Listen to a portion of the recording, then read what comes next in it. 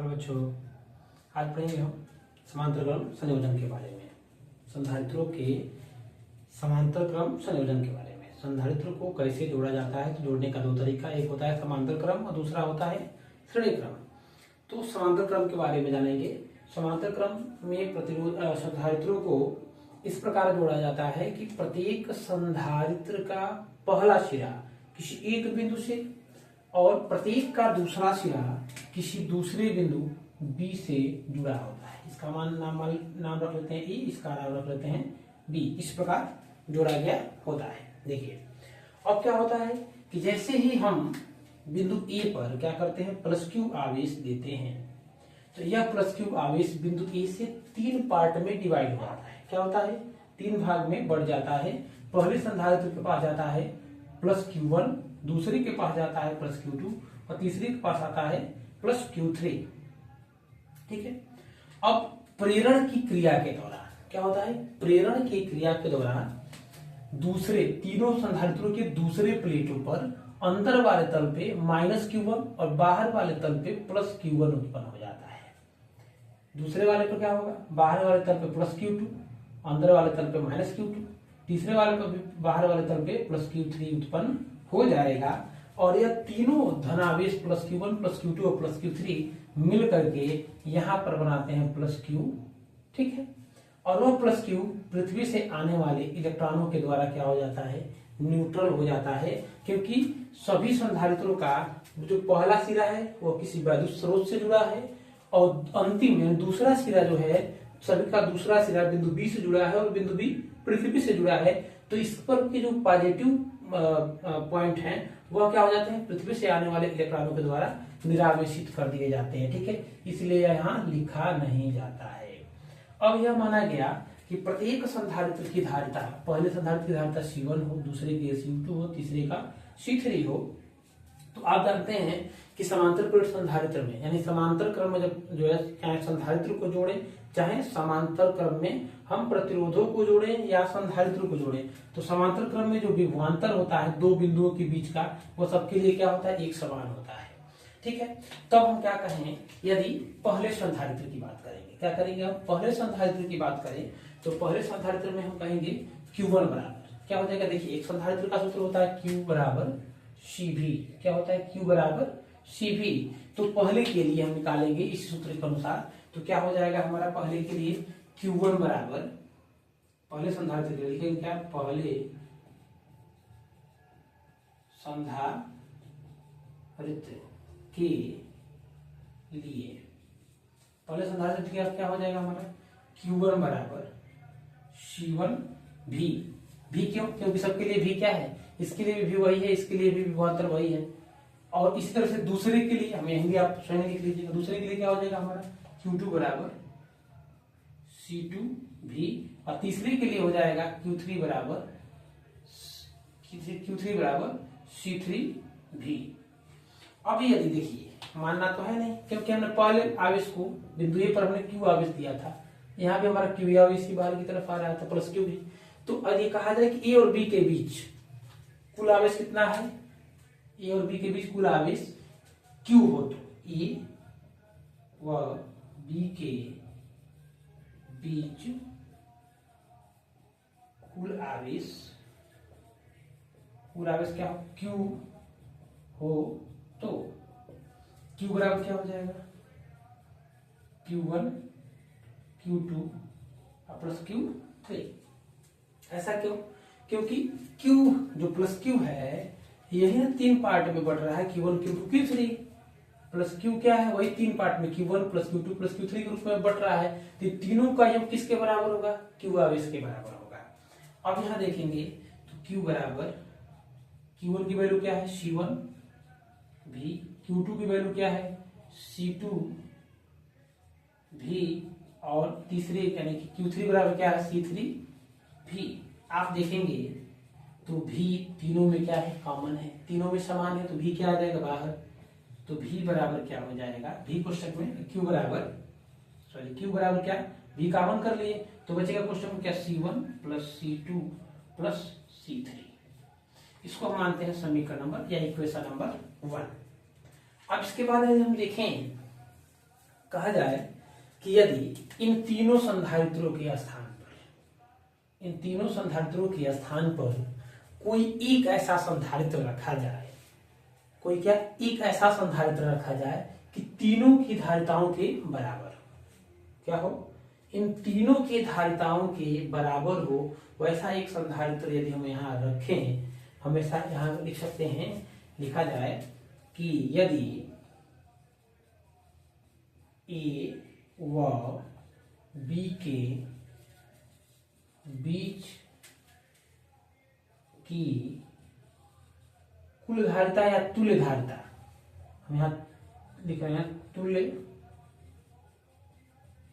धारिता क्या हो, सी हो, तो सी हो तो इसको आगे क्यों दिया जा रहा है, तीनों के स्थान पर एक संधारित्र आ गया, उसकी धारिता क्या सी है जो इन तीनों के योग के बराबर है, तो Q बराबर क्या हो जाएगा, सी भी। ये हो जाएगा इक्वेशन नंबर हमारा 2। क्या हो जाएगा हमारा इक्वेशन नंबर 2। अब हम देखेंगे तो कहेंगे समीकरण नंबर 1 और 2 से क्या हो जाएगा हमारा समीकरण नंबर 1 और 2 से क्या आ जाएगा। देखिए समीकरण नंबर 1 में हमारा क्या है, Q बराबर V C1 plus C2 plus C3 कोष्टक में। इक्वेशन नंबर 2 में क्या है, Q बराबर CV। तो इस Q के स्थान पे, यानी इस Q के स्थान से हम क्या कर देंगे, CV रख देंगे, तो हमारा मान क्या होगा, आसानी से आ जाएगा। हम यहाँ भी रख सकते हैं, आ जाएगा। क्या आएगा देखिए, रखेंगे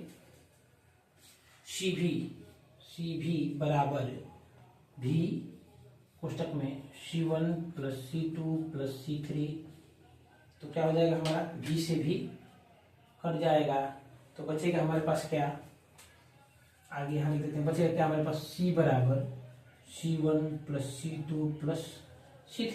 ऐसे मान लीजिए 5 जोड़ा जाए, पांचों को जोड़ देंगे तो ये हमारा हो जाएगा समांतर प्लेट संधारित्र का संयोजन किसके रूप में, समांतर क्रम में। एक चीज देखिए यहाँ बहुत ही लॉजिकली है कि जब हम श्रेणी क्रम में या समांतर क्रम में जब हम प्रतिरोधों को जोड़ते हैं समांतर क्रम में, ठीक है, प्रतिरोधों किस क्रम में जोड़ते हैं, समांतर क्रम में जोड़ते हैं, तो उसका फार्मूला आता है 1/r equal 1/r1 plus 1/r2 plus 1/r3, यानी उसमें बाई के रूप में आता है समांतर क्रम में। लेकिन उसके ठीक विपरीत आया है, समांतर क्रम संयोजन में संधारित्रों का क्या आया है, श्रेणी क्रम के जैसा आता है। देखिए ये किस क्रम में जोड़ा जाता है, समांतर में जोड़ा जाता है, ठीक है। श्रेणी में कैसे जोड़ा जाता है, तो r बराबर होता है r1 plus r2 plus r3, यानी कि हमारा श्रेणी का है, किसका है, श्रेणी का है।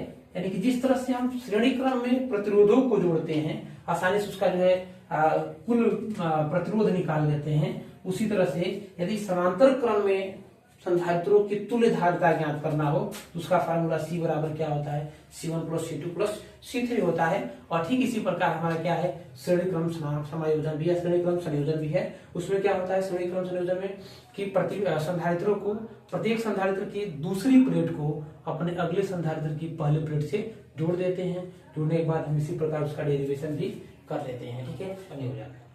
संधारित्र का संयोजन हम 2 प्रकार से करते हैं, एक होता है श्रेणी क्रम से और एक होता है समांतर क्रम से। आइए हम जानेंगे श्रेणी क्रम के बारे में। श्रेणी क्रम संयोजन क्या होता है कि संधारित्रों को, देखिए संधारित्र वाले आप क्लास 10th में पढ़े होंगे जो है प्रतिरोधों का संयोजन, उसमें श्रेणी क्रम आपको बताया गया होता है कि श्रेणी क्रम में जोड़ा कैसे जाता है। श्रेणी क्रम में जोड़ने का तरीका क्या होता है कि प्रत्येक, जैसे प्रतिरोध जोड़ते थे तो प्रतिरोध के 2 सिरे, तो प्रत्येक प्रतिरोध का दूसरा सिरा अपने अगले प्रतिरोध के पहले से जोड़ता था। ठीक उसी प्रकार यहाँ भी हम जोड़ेंगे कि प्रत्येक संधारित्र, जैसे मान लीजिए ये 2 संधारित्र हों, या 2 संधारित्र हों, तो इन दोनों संधारित्रों ऐसे मान लीजिए इस प्रकार हो, तो इसको मानते हैं पहला सिरा, इसको मानते हैं दूसरा सिरा, ठीक उसी तरह इसको पहला और इसको दूसरा मानते हैं। जब इसको हम जोड़ेंगे तो पहले संधारित्र का दूसरा सिरा दूसरे संधारित्र के पहले सिरे से जुड़ा, यही क्रम क्या होगा, आगे की तरफ बढ़ता जाएगा। यानी कि हम संधारित्रों में क्या कहेंगे, प्रत्येक संधारित्र का दूसरा सिरा अपने अगले संधारित्र के पहले सिरे से जुड़ेगा। जैसे कि आप यहाँ देख पा रहे हैं प्रत्येक 2, ये देखिए एक संधारित्र है, एक संधारित्र यह है, एक संधारित्र यह है, जिनकी धारिताएं क्या है, C1 C2 और C3 है। ठीक है, हमने 3 संधारित्र लिया है, तीनों संधारित्रों की धारिताएं अलग अलग है। प्रत्येक संधारित्र का पहला सिरा, दूसरा सिरा, पहला सिरा, दूसरा सिरा, पहला सिरा, दूसरा सिरा है। तो हमने क्या लिखा, क्या समझा है कि प्रत्येक संधारित्र की दूसरे प्लेट को, प्रत्येक संधारित्र की दूसरी प्लेट को अपने अगले संधारित्र की पहली प्लेट से जोड़ते हैं। ठीक है, यही क्रम क्या करते हैं, हम आगे की तरफ बढ़ाते जाते हैं। दूसरे में देखेंगे तो दूसरे संधारित्र की दूसरी प्लेट को तीसरे संधारित्र की पहले प्लेट से जोड़ा गया है। ठीक है, आप एक छोटा सा ऐसे देख सकते हैं। ठीक है, अब रही बात कि इस पे आवेश कैसे वितरण होता है। हमने केवल संधारित्र पढ़ा था, समांतर प्लेट संधारित्र, ये हम बनाते हैं समांतर प्लेट संधारित्र। ठीक है, ये रहा 2 प्लेट, ये पहला प्लेट और यह दूसरा प्लेट। जैसे हम क्या करते थे, इसको किसी स्रोत से +q आवेश देते थे, किसी स्रोत से +q आवेश देते थे तो इसके सतह पे धन आवेश उत्पन्न हो जाता था और दूसरे प्लेट के अंदर वाले तल पर उतना ही ऋण आवेश परिऋण के द्वारा उत्पन्न हो जाता था। यह आपको जो है डिस्क्रिप्शन में मिल जाएगा या प्लेलिस्ट पे जाकर देखना चाहेंगे तो जो है संधारित्रों का सिद्धांत जो टॉपिक है उस पर आधारित है। ठीक है, और जितना इस पर ऋण आवेश अंदर की तरफ उत्पन्न होगा उतना ही धन आवेश इसके बाहर वाले तल पे उत्पन्न हो जाएगा। ठीक है, अब क्या करते थे हम उसमें, हमने इसको पृथ्वी से जोड़ देते थे तो पृथ्वी से आने वाले इलेक्ट्रॉन इसको क्या करते थे, न्यूट्रल कर देते थे। लेकिन अब हम इसको क्या कर रहे हैं, इसको हम ऐसे किसी दूसरे सतह से जोड़ दे रहे हैं। कोई दूसरी प्लेट से इसको जोड़ेंगे तो यह जो धनावेश है यह क्या हो जाएगा, यह चला आएगा सीधे सीधे दूसरे प्लेट पे। दूसरे प्लेट को आकर क्या कर देगा, यह धनावेशित कर देगा। और वही दूसरा अगर संधारित्र के रूप में लेंगे तो इसको फिर वही अंदर ऋण और बाहर वाले तल पे धन। यह क्रिया लगातार होती रहेगी। कब तक, कि जब तक उसको हम पृथ्वी से नहीं जोड़ देते हैं तब तक यह क्रिया लगातार आगे की तरफ बढ़ती चलेगी। ठीक है, तो आइए हम देखते हैं लिखा कैसे गया है। ठीक है, क्या लिखा है, श्रेणी क्रम संयोजन में संधारित्रों को इस प्रकार जोड़ा जाता है कि प्रत्येक संधारित्र का दूसरा सिरा, अभी हमने आपको बताया प्रत्येक संधारित्र का दूसरा सिरा अपने अगले संधारित्र के पहले सिरे से जुड़ा होता है। देखिए, प्रत्येक का दूसरा और उसके अगले से पहले जो है प्लेट से क्या हो रहा है, जुड़ा होता है, तथा पहली प्लेट या पहली संधारित्र का पहला सिरा या पहला प्लेट स्रोत से, स्रोत देखिए यहाँ दिया गया है +q आवेश से इसको जोड़ा गया है, और अंतिम संधारित्र का दूसरा सिरा क्या होता है, पृथ्वी से जुड़ा हुआ होता है। इस प्रकार जब हम इसको +q आवेश देंगे तो पहले पर उतना ही क्या होगा, धन आवेश उत्पन्न हो जाएगा और प्रेरण के द्वारा दूसरी प्लेट पे ऋण आवेश उत्पन्न होगा और इसके बाहर जो धन आवेश उत्पन्न होगा वह क्या हो गया, दूसरे प्लेट पे चला गया। फिर वही क्रिया लगातार होती गई। ठीक है, तो अब यहाँ हम देखेंगे जो है प्रत्येक की धारिता C1 C2 और C3 है। अब श्रेणी क्रम में जब जोड़ा जाता है तो उनके प्रत्येक बिंदुओं के बीच का जो विभव होता है वह अलग अलग होता है। प्रत्येक का विभव क्या होता है, अलग अलग होता है। यानी पहले संधारित्र का जो विभव होगा हम क्या मानेंगे, V1, दूसरे का V2 और तीसरे का V3। ठीक है, प्रत्येक का क्या होगा, विभव अलग अलग होगा। अब देखिए हम क्या जानते हैं क्या होता है, हमने अभी पढ़ा था Q बराबर CV। Q बराबर हमने पढ़ा था क्या, Q बराबर CV या V बराबर हो सकता है यहाँ से क्या, Q अपान C। Q अपान क्या हो जाएगा, C हो जाएगा। हमें यही याद रखना है। इसी फार्मूले से हम क्या करेंगे, आगे इस पर हम चर्चा करेंगे, इसको सॉल्व करेंगे। ठीक है, अब देखेंगे हम अगर यह क्रिया रही तो पहले संधारित्र के लिए हम बात क्या करेंगे, पहले संधारित्र के लिए तो क्या हो जाएगा, पहले संधारित्र के लिए हमारा अगर मान निकालना चाहें तो लिखेंगे पहले संधारित्र के लिए, पहले संधारित्र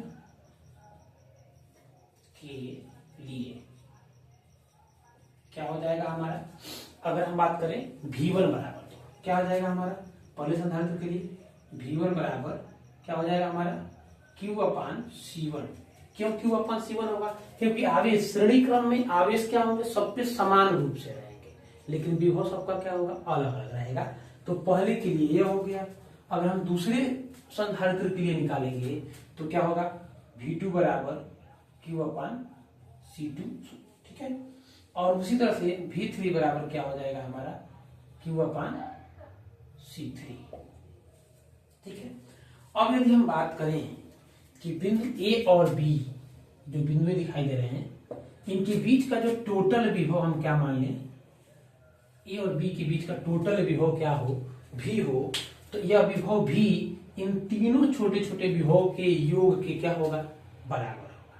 तो योग के बराबर होगा तो हम इसको क्या लिख सकते हैं, इसको लिखेंगे, कहीं लिखेंगे हम, यदि बिंदु A और B के बीच का तुल्य विभवांतर, यदि A व B के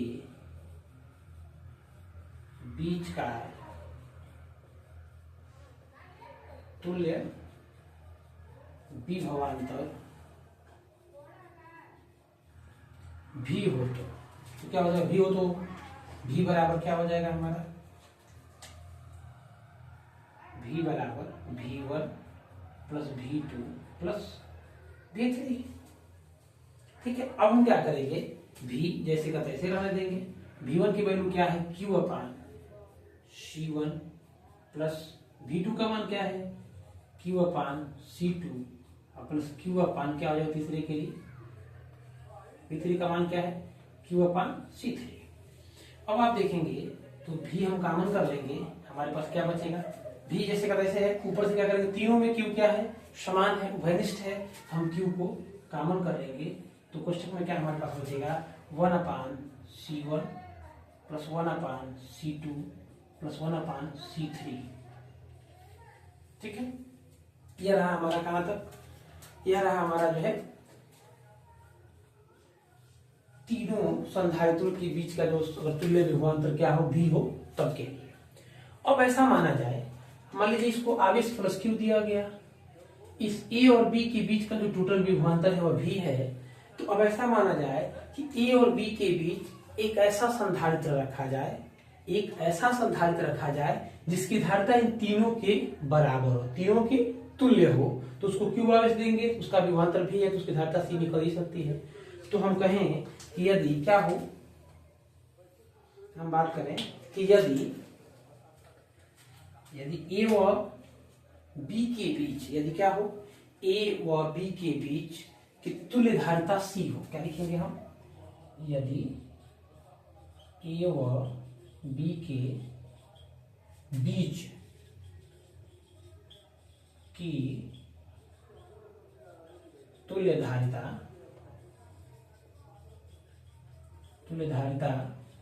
C हो तो, अभी हमने आपको क्या बताया, इन तीनों के स्थान पे एक ऐसा संधारित्र रखें जिसकी धारिता क्या इन तीनों के बराबर हो, तो क्या हो जाएगा हमारा, यहाँ हमारा V बराबर समीकरण 1 निकला है और हमने यह मान भी लिया है कि इसका तुल्य विभवांतर V है, तो V बराबर क्या हो जाएगा हमारा, V बराबर हो जाएगा Q/C। अगर इसको मानते हैं समीकरण नंबर 2, क्या मान लेते हैं, समीकरण नंबर 2, और यह रहा हमारा समीकरण नंबर 1। यहाँ तो समीकरण 1 में हम V का मान समीकरण 2 से रख दें तो क्या हो जाएगा, देखिए हम कहेंगे कि V का मान समीकरण 1 में रखने पर, V का मान जब हम समीकरण नंबर 1 में रखेंगे तो समीकरण नंबर हमारा 1 यही है, इस V के जगह पे क्या रखा जाएगा हमारा, Q/C।